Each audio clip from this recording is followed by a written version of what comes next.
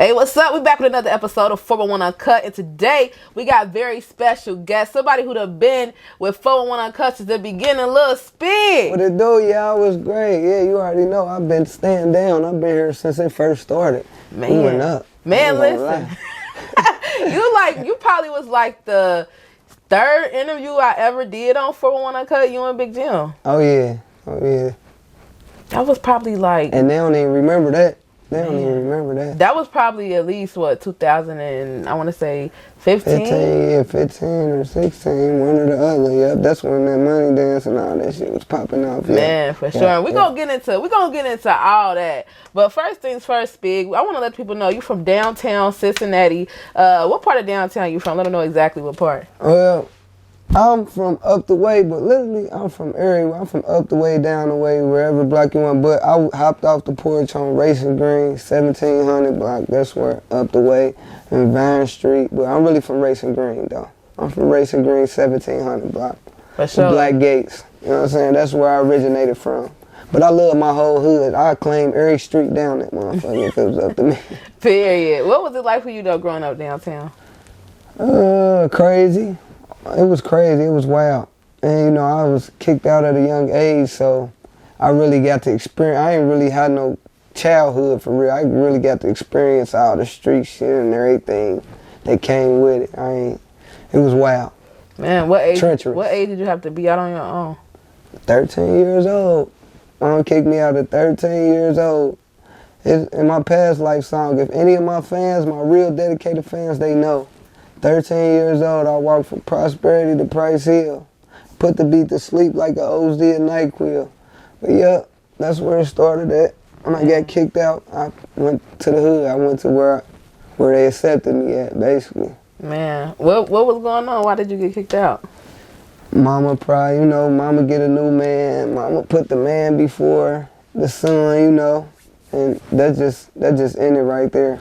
Like that ended everything. Like, then once I got kicked out, it's a long story. Yeah. We might have to do a 4-on-1 Uncut behind that too. Like, yeah. Man. It's a long story. But me and my mama ain't had the best of childhood, so, you know, she chose somebody else over me and I chose the streets over her, basically. That's what it was. But now we cool, you know, growing up from that, but it was rough as a kid though. Yeah. Man, I can only imagine. And where did you end up going when you left your mom's house at 13? I went to my grandma's house. First I went to my grandma's house. You know, she talked to me and stuff, but she was trying to get me to go back and stuff. I didn't want to go back. So after that, I ended up leaving my grandma's house and going to my other grandma's house where she didn't want me to go back. So that's where I ended up staying at for like the time being. But in between that time, I was living downtown with certain people, you know, just a little kid, what you doing on the street? What you doing out here? You supposed to be in school. Take me in the house, you feel me? Give me something to eat. Try to send me to school tomorrow. I wake up and don't even go to school. I just go somewhere else. Man. Yeah. That shit was rough though. Man, it sounds like that was a lot. Yeah, it is. It make for a greater story later. It's gonna be a movie. I need 50 Cent to go ahead and put my movie together. Man, so you got a story, man. It's more than what we see on the surface of Spigg, for sure. Yeah, there's a whole lot behind what I stand on. So when did music get introduced to you? When did you really start, you know, realizing like, man, look, I can actually rap? I ain't gonna lie. I really been doing, I recorded my first song when I was like 15, but I always been into music since I was like, I could say like 8. Like when I was 8 years old, this was around the time my daddy was out of jail. Like, he free now, but he had a 10-year sentence when I was young, so he wasn't in my life. But it was around the time he was out of jail, and him and my mom was in the car driving, and they was dropping me out to my grandma's house, and they was just listening to, I caught myself in the back rapping to the beat, whatever was on the radio, and then they just turned down the radio, and I kept going, and they both looked back at me like, and I'm like, what? And they are like, why you back there rapping? I'm like, yeah, I love music. And ever since then, I always write. In school, they thought I was doing my work. I was writing raps. Like, wow. My old classmates would tell you, like, yeah, he was in the dictionary. That's where I got all them big words from when I was young. They thought I wasn't writing my own stuff. Like, he ain't saying that. He only 13, 14 saying that. I was literally in dictionaries, finding words and knowing what they mean and putting them on the paper. Like, and my teacher think I'm in here English class writing a 500-page essay. I ain't doing none of that. So you writing rhymes. Wow. Yeah. So how old was you when you ended up recording like your first music video and really getting into like that studio and things like that? First music video, I could say I was going on 16. I was 15. Yep. Our first music video was with Free B Mal. Which Way to Go.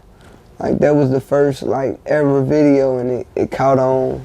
People went crazy, and I was so young at the time. You know, it wasn't really that many rappers in the city then. People were scared to rap. Like now, you know, everybody like, I rap, I'll do it. But back then, there wasn't that many rappers, so like, it really took off for me then. And I was spitting them big words, and we did like snuck into a Roman church in the video, like we was in there praying and shit. And we shot scenes in there sneaking. They not even knowing, like. Wow. They not even knowing we in there recording. You know, you got to be quiet, so we got it on low. We ain't even talking for real. We just fake acting it out, like. Yeah. But yeah, it caught on. That's where it started, man. It started about like 15, 16. As soon as I dropped my first song, it was like a couple months later, I ended up dropping a video, linking up with B-Mal and Bars. And we dropped that Which Way to Go video. Man, for sure. Yeah. Man, and I feel like when I have first end up really like, okay, this Lil Spigg, he doing this. This is when you were with BOLO. How did you end up even getting linked up to be a part of BOLO? I got linked up through, basically, B-Mal. Let's go back to B-Mal too. You know, I was with Blackgate before that. Like, you know, I'm still Blackgate forever.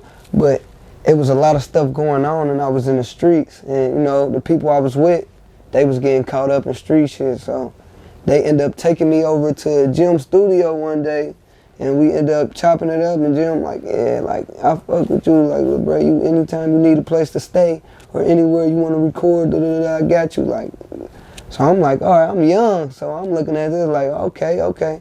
And then the next day, I end up getting shot. The next day, like literally getting shot in Moosewood type shit. So after I got shot and everything else, that's what made me like, feel like, damn, I gotta do this, man. I gotta do something, you feel me? And I thought about Jim and what he said, and I went straight to the studio right after that, dropped the song like while I was on crutches, on medicine, after I got shot and everything, and I never left. Since I was always down there. Like, that's where it took out. That's where I branched into BOLO and came into the BOLO family. Man, and I'm not gonna lie, the BOLO was really like clowning at this point in time. Really putting out big singles. With y'all linked up with DJ Drizzle. Yeah, you had Money Dance, Molly Dance, Trippy. Yeah, like you really had some big singles here in Cincinnati that still get played to this day. Yeah. Tell me, how did you end up getting linked in with DJ Drizzle for these big records, Money Dance, Molly Dance, Trippy? How did you get linked up with DJ Drizzle? All right, and I want to give a big shout out to DJ Smooth, because DJ Smooth was hosting my mixtape, my first mixtape that I was putting out, Spigg on the Way Up. And he did all his rundowns on it, but he ended up running it past Drizzle. And I guess Drizzle liked it, everything he heard on there, so he like, who is this little guy? Like, And he linked us up together, and ever since then it was like we was making hits and hits. We was just locked in the studio. So DJ Smooth a real one, man. And he don't get enough credit as he do, man. Salute to you, big bro, man. Because he definitely made all that possible, like behind the scenes, and people won't even know that till they see this interview. Like, DJ Smooth is really the reason why, you know, Money Dance was created. All that was recreated, because if I wouldn't ever met Drizzle or had the Drizzle where he never showed Drizzle that, it wouldn't have been nothing. Wow. Yeah. That's dope. So Drizzle ended up seeing like, man, this guy got some talent. Because I know DJ Drizzle was really like pushing the singles, you know, really like going ham to be like, man, Spigg is the one. I know you even got into situations where you've been in label meetings and things like that. Yep. Been on a lot of, I've been on Shade 45. Yep. Been in the bid. We've been in Universal label. Who else? Atlantic. We went to Atlantic. Yeah, we went a couple places. Atlantic, I really like Atlantic Records because it was really like how you see on TV when all the A&Rs be in one big, room, or they come in one big room, and it's a table right there, and and they listen, and they like it, and the way it was with me, we went into a room, and one A&R, he was listening to the music, Drizzle was running him the music, he was loving everything because I was performing with it. Next thing you know, it was like sliding around my side of town or something. It was one of the songs Drizzle played, and all the A&Rs start coming into the room. Like, ooh, everybody just started shaking their head. Everybody was ooh, and Yeah, we definitely, we've been some places for sure. Man, so you feel like the BOLO movement was definitely like a good one to help boost your career. Like being with BOLO was actually really good for your career. For sure, yeah, for sure. Yes, I can't take that away from the squad. It definitely was. At the time it was, yeah, because we were stronger than ever, for sure. You know what I'm saying? But now everything different now. I've been standing on my own right now, so I'm just Lil Spigg right now, but I'm forever BOLO, like that's family. But like, far as music goes, everything that I do is just me. This new mixtape, YNW, that's just me. Any singles I put out, and you start seeing me out of 10, it's just me. It's all me right now.